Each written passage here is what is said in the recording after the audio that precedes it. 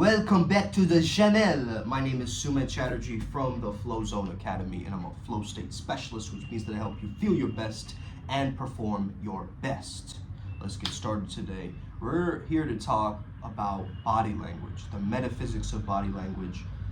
This is not going to be very surface level. I am going to give you newbies, some of you neophytes, some startup things that you can do for body language. But I will also be covering some advanced techniques in between, okay? That will help some of the more advanced guys who, are really crushing it at this thing, but still want that peak performance edge, that razor sharp edge to the persona that allows for these results to happen, okay? So let's get started today. Hit that like and subscribe button. You already know what it is. Number one, micro expressions, okay? Shout out to Cal Lightman, who was in the show Lie to Me, okay? His son was one of my friends. Shout out Cormac. What's up, brother? In college, I mean. And this guy had a show about micro expressions, kind of like a crime show, okay? I'm not flexing by saying I know his son or whatever, but he was one of my close friends, who was also in the same house as me, Paris Borden, during my time at Bennington. So, really cool to be housemates with someone like that, whose dad is a celebrity. But yeah, micro expressions were really, really important, guys, right? Because if you really look at micro expressions, so we have regular expressions, right? Sadness, anger, frustration, whatever. They all have different facial expressions, right? That link you towards that particular emotion. So a micro expression would just be what? Faster, more micro, more shorter, right? Let's say you're talking, and then she just goes, right? She's shocked at something you said because her eyebrows went up, okay? So this is an example of micro expressions. If you know how to control your micro expressions, as well as understand other people's micro expressions, it's gonna help you in the field of social dynamics, okay? You're in an environment, you're in a social venue, you can notice people's micro expressions. You can sense when somebody's nervous, you can sense when somebody's trying to impress, right? You can just tell, right? And that gives you actually a social acuity and a social power in that environment, because you can read the cues where other people might not be reading the cues at all, right? So just paying attention to something as simple as body language and micro expressions can help you understand the metaphysics, what's going on underneath the situation, okay? Someone could be talking to you, then they just go, like that. They're disgusted by something you said, right? Because this is generally what we do when we're disgusted. Our face kind of shrivels up, okay? And so how can you respond? I mean, that's your own creativity with your own avatar or your character, the archetype that you used to play yourself, but amplified, as I call it. By the way, go watch, we just recorded our first podcast being back from Costa Rica for 2 weeks, so go check that out on Savage Shaman Seminars. The link is down below. And may you never be the same again after that episode, because we shared a lot. And then we ended we talked mostly the entire episode about Costa Rica and our shenanigans, and then near the end we just briefly mentioned that, how to get over a toxic breakup, okay? Because we really want to help some of the people in this community and overcome some of the pain or the trauma that they're currently going through, back in the zone again, back in their flow, back in their ultra instinct, back in that sage mode, so that they can crush it in life, okay? The next thing is silent gestures, okay? You love to talk, some of you, okay? I want you to walk up and say nothing. Just using your gestures and body language, you start a conversation. Okay.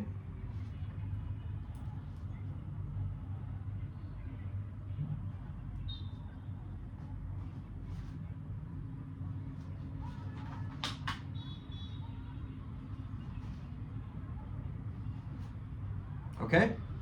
Very simple exercise, but if you can keep going with this, just go around people, fist bumping people in the environment, giving someone a sup nod, just get yourself into that flow, that social momentum. Just start doing it. And after a while, you can use words with the silent gestures. Howdy ho, neighborino, right? Dokely Dokely. What's up, man? What's going on with you? Are you here with them? Oh, you guys are up to no good. You guys are having way too much fun, aren't you? So this is a general, like, kind of just a flowing conversation, right? You guys are having way too much fun, okay? It's clearly sarcasm. What it's doing is provoking a response from her. This understanding is very, very key and very, very powerful, actually, okay? Cold reading is what a lot of psychics use, okay? You got to become a master at cold reading, which means just from a few things, Sherlock style, right? A few things, a dust on her shirt, or, you know, you see like an eyelash on her face, or, you know, she has a ring, she's married maybe, perhaps, right?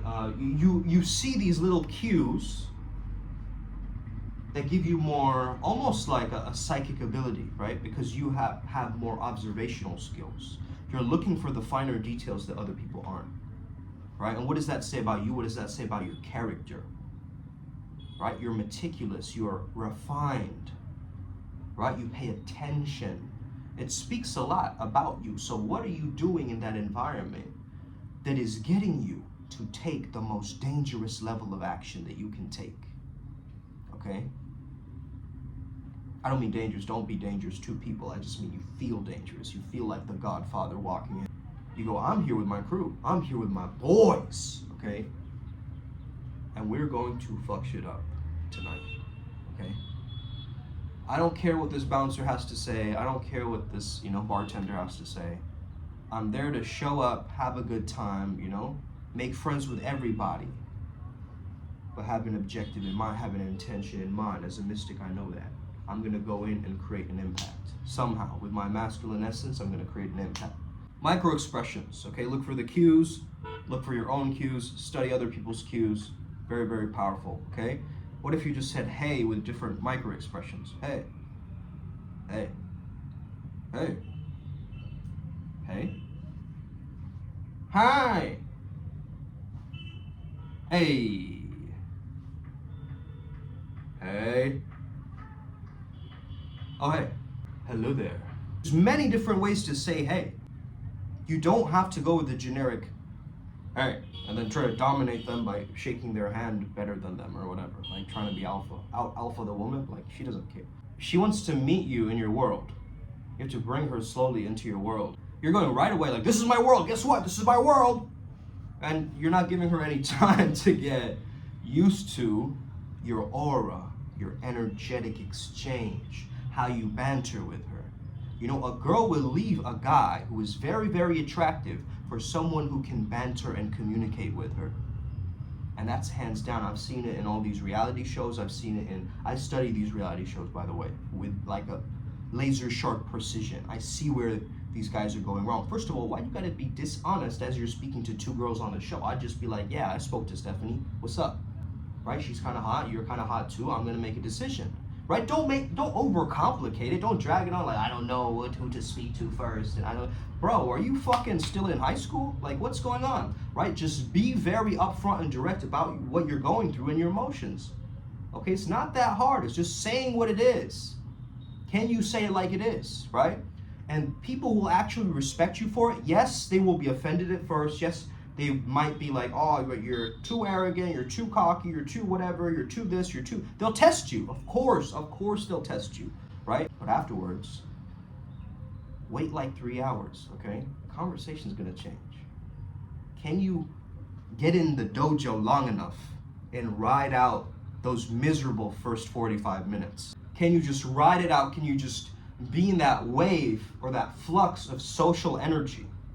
Right? Because the social momentum has already been built in that environment. If you respect people in the environment, they open up. And so what you've done is you have now opened the entire venue. You've made the venue more expansive by interacting with it, with your pockets of energy in different parts of the club. So now the dance floor is filled with, guess what? Your vibe. Where you were sitting down earlier, that place is filled with your vibe.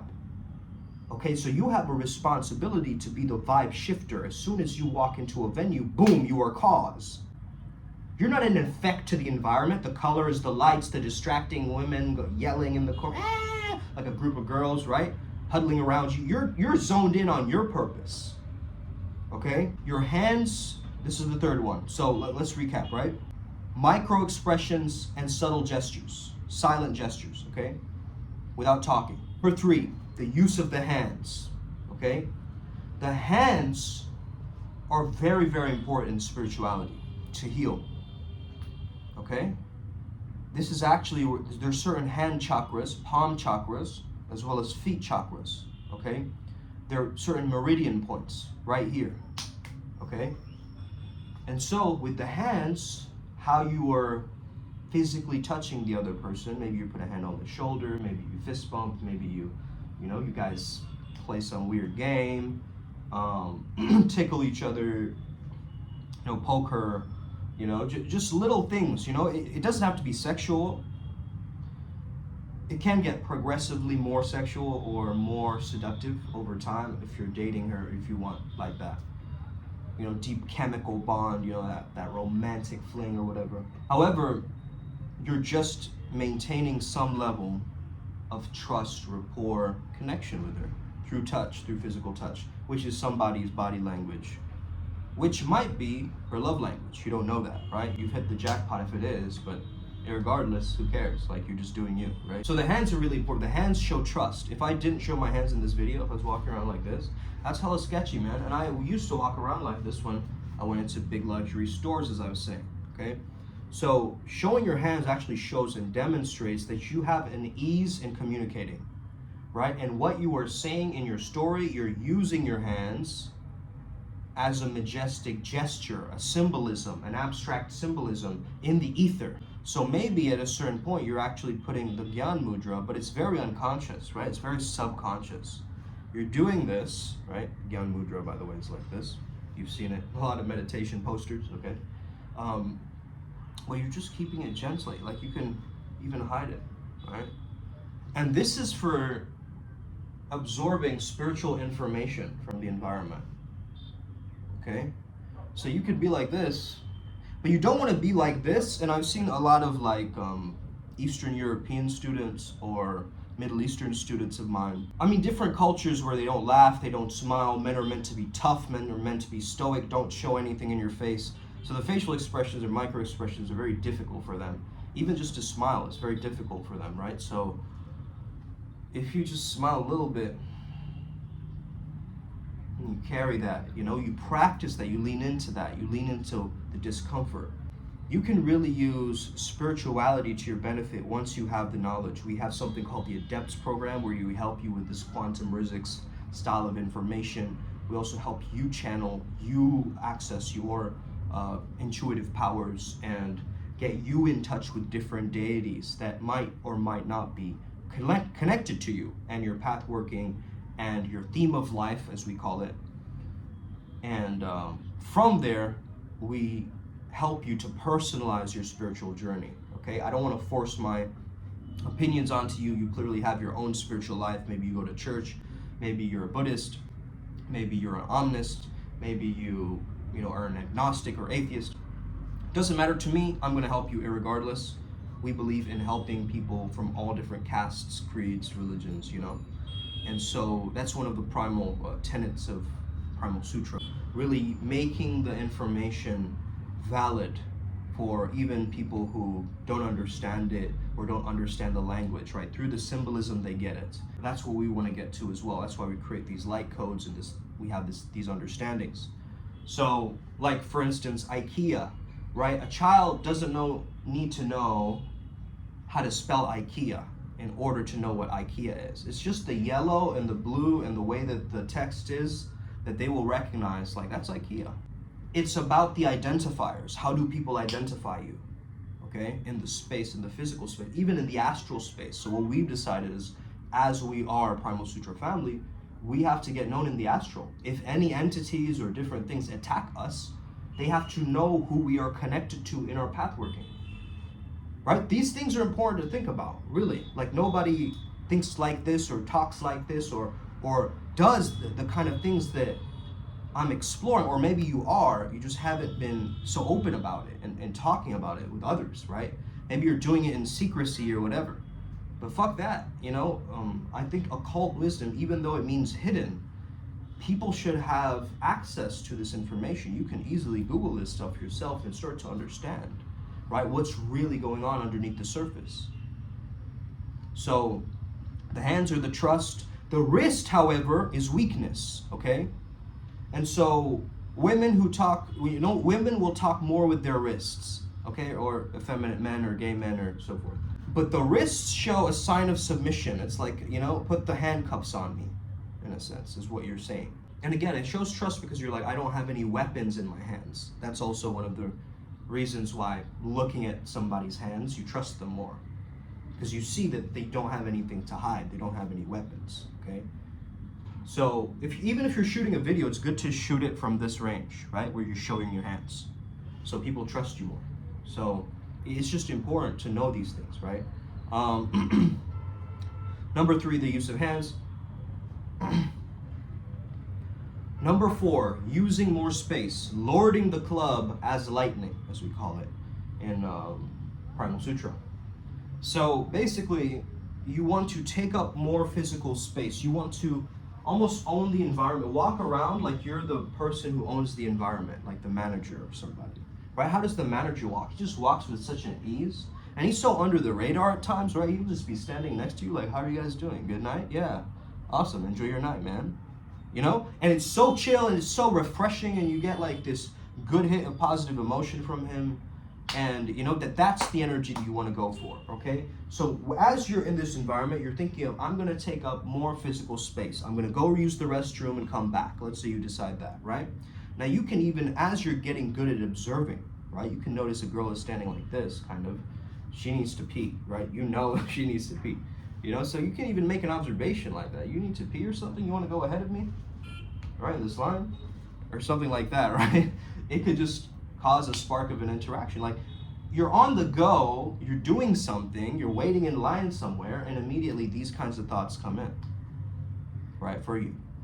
But you don't make use of them, right? You're like, you could have done this, you could have done that. Yeah, but that's regret, bro. That's not in the moment. In the moment, you could have done something and then learned and reflected on it later, what you did, right? But now you're just in this in-between zone, right? You're in this limbo of doing it and then not really doing it. Like having the desire to do it, but then also having the fear kind of, contradict that desire. So take up more space by observing the positive thoughts in your mind, okay? What are you observing? The positivity in that environment. Everybody might be a jerk off, but you see that one person and they're like, hey, that guy's got kind of a cool vibe. You focus on that, fine, that's whatever, right? You allow your mind to take it to the positive areas.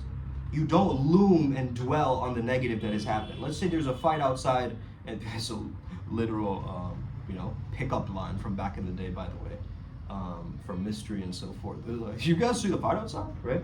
That's very common. Let's say that there was, you might have a negative attachment to that fight. You might have been like, oh, my friend, almost got attacked, this happened. You get attached to that whole story throughout the rest of your night, right?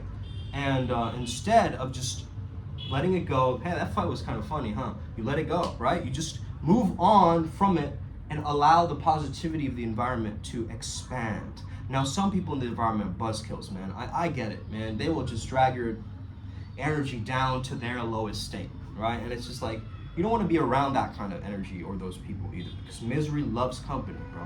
I'm telling you, misery loves company. They want to set up an entire, camp land adventure where they're just all camping together, not moving, just being stuck, burrowing a hole in the ground and just living there. You want to rise high, you want to ascend, you want to transcend past the normal in that environment. You are looking at the metaphysical. What if you walked in and that environment was Narnia?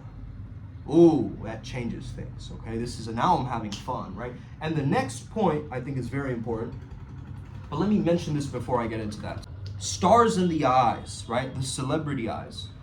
You understand that certain people, they have that spark in their eyes. Just like how, let's say a baby, if you look in their eyes, they don't have conditioning. They don't have emotional baggage. So their eyes sparkle with light. You notice that? It's like a pureness, right? So that innocence, that pureness has got to be in your eyes. And that comes through presence, practicing mindfulness, okay? Meditating. So if you can maintain the stars in your eyes, that gleam, that pling, right? The eyes, don't be like a soy boy, right? Like this, or, huh? Yes, it's up, it's bubbly, but just make it like slightly pop, okay? Be slightly engaged. It's almost like having an on-stage body versus an off-stage body. On stage, you're reactive, but very slightly reactive. You're not like overdoing the reaction, like, huh? Like a soap opera, and then it zooms in on your face, right? That's not what you're doing. You're just like going through it naturally. Like, you can do that, but it's like fast. It's like a millisecond, like, huh? And then you go on, right? So there's a certain pacing of these things as well, and where you're at also determines who is high value, who is high status, who is the leader in that particular environment. Like, let's say you walk into a high-end nightclub, right? It's all kinds of people there, right? So like businessmen, you know, nerdy guys, mafia dudes, right? It's just different cliques all mixing together, right? So in that environment, you can tell that, hey, maybe someone who has a lot of tattoos is high status in that kind of an environment, right? However, you go somewhere else and it's like that person is looked down upon because it's a different context, different environment, right? So if we're looking at, you know, what is stimulating, what is engaging, what kind of fun are these people really looking for, right? And understanding that you can be an answer to that fun, okay? And the last thing that I would definitely say is, before that presence, I was talking about self-amusement and your self-amusing antics. I remember once, this was in college, by the way, okay? Very hilarious. So this girl just came up to me. I don't know why and where this even came from, right?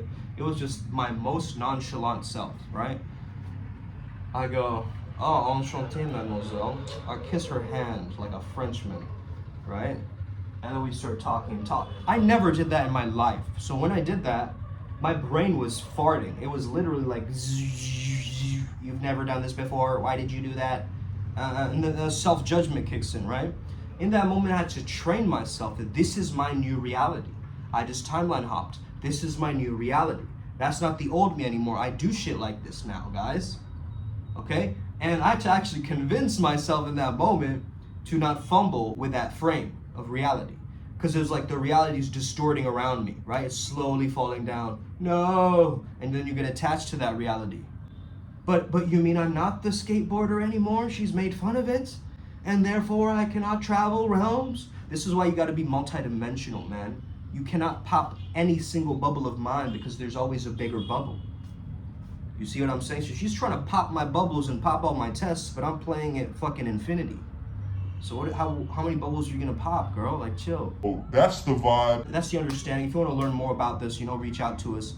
Gang, gang. Gang, gang. Okay? Let's go. Some of you got that reference. Let's go. May we never be the same again. Us.